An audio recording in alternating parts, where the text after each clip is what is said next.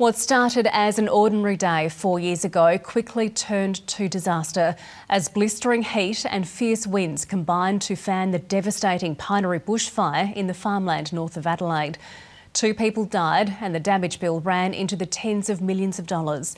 This afternoon, locals gathered to unveil a memorial they mostly paid for themselves and to ponder the raw pain that lingers to this day. Reporter Casey Briggs was there. A community gathering to reflect on the eve of the 4th anniversary of the Pinery bushfire, a fire that tore through the region in the blink of an eye. This was one of the most destructive, fast-moving fires in South Australia's history. And when you consider it burnt an area roughly the size of Greater Adelaide in just a bit over 5 hours.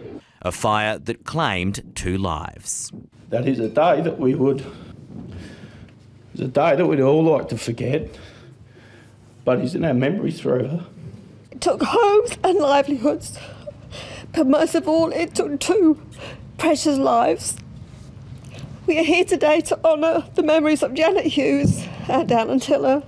The Pinery blaze also destroyed nearly 100 homes, farming equipment and 70,000 head of stock. The flames were keeping up with the truck as we drove, probably about 40 to 60 kilometres an hour. Andy Banner was driving this truck on the day of the Pinery fire, amid conditions that made firefighting virtually impossible. As the fire was moving very fast, we took refuge in a farmhouse just up the road and the fire went past us. At the time, it was just a case of survival for us, for our crew.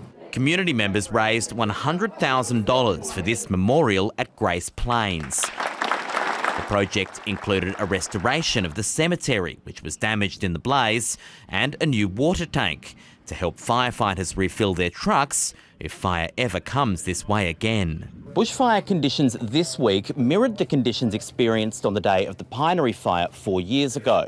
On Wednesday, there were 5 emergency-level fires across the state and homes were lost on York Peninsula.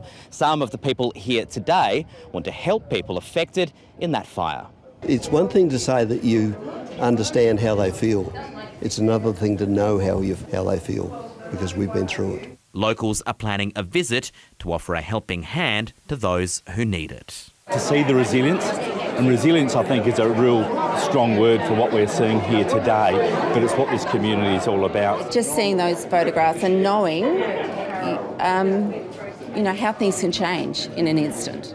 A day people in the region are unlikely to ever forget. Casey Briggs, ABC News, Grace Plains.